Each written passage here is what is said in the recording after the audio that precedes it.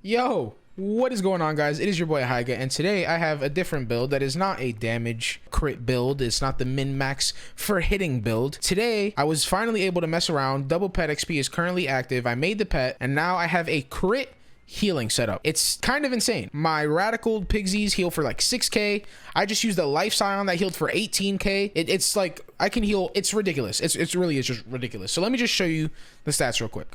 Now, reminder, this is a crit heal setup. This has nothing to do with resist, so I have like barely any, but my heals are on point. So resist nothing, 18, accuracy 23, so we're not fizzling. I still have 102 damage, so if you need to hit a little bit too, you know what I'm saying, throw a little extra damage in there, you can.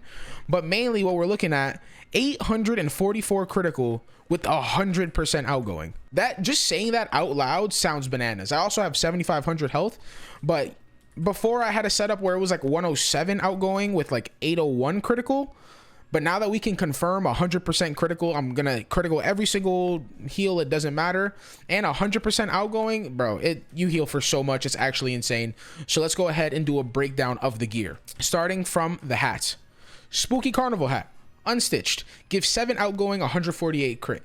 I was using the Dragoon hat, however the Dragoon hat doesn't give any outgoing and only gives like 4 more crit, so definitely more worth to use the Spooky Carnival. For the robe, we're using Zeus's War Eagle Raiment.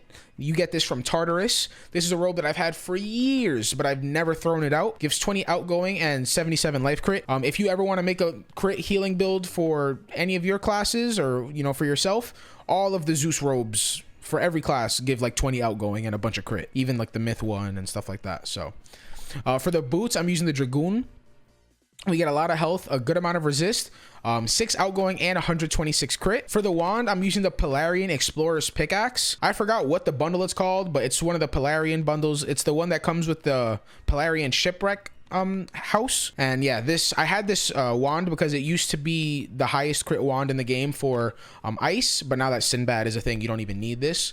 But yeah, this wand is very good. Also gives you 7 accuracy.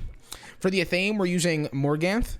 Double 5 outgoing socketed, so I could even put 2 6s on that and I'd go up another 2 outgoing, so that's pretty nice. Using the crit Shane Von Shane amulet. I'll tell you what my plan is for those squares in a sec. For the ring, we're using Dragoon. The Dragoon ring actually gives a lot of outgoing, 23 outgoing.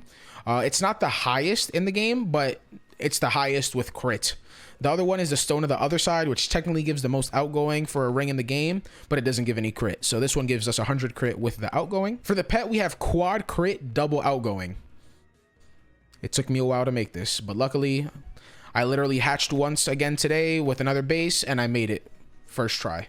So that was nice. For the mount, we're actually using the Mammoth Mini. If you don't have the Mammoth Mini, you're at 98% outgoing. So if you don't have this mount, you can buy it in the crown shop, or there is a boss, the boss right before the rat in Polaris. It's like the big moose looking dude. He's like, I think he's like a death moose. He drops it. You can farm him for it. For the deck, we're using Paradox. I have Power Pip socketed on the deck and on the Athame. And so that leaves us with 95% pips. So pips aren't 100%, but it's not that serious, and 95% is still really, really good. Stun resist is 10% because of the Spooky Carnival hat. So if I got 4 stun resist jewels for 5%, I could put 1 on the wand, 2 on the amulet, and a 4th on the ring. I could have 30% stun resist, which is, you know, debatable on how necessary it is. I think it'll be more useful though than having like flat resist jewels, because I already don't really have resist. If I put stun resist jewels, since I'm most of the time going to be using this in a PvE concept, like a boss or something like that, you don't really use stun block like that unless you're fighting like the first boss, Yevgeny of Darkmoor. But even against that, you still have a 30% chance to stun resist. Sometimes a boss will throw out like a random Medusa, Basilisk, Stormlord, or anything like that. So this can help protect you from things like that. But 844 critical, 100% outgoing, max accuracy, 95 pips, no resist, but this is a build that you would use only if you have like a tank already on your team. I can obviously make a tank setup where I have a lot of resist and a lot of outgoing, but no crit and no damage. But this is different and a bit more fun for me because you just heal such high amounts. And let's go ahead and get some clips, because the other tests that I did were off stream. And so let's get some clips of some crazy heals that I could do. All right.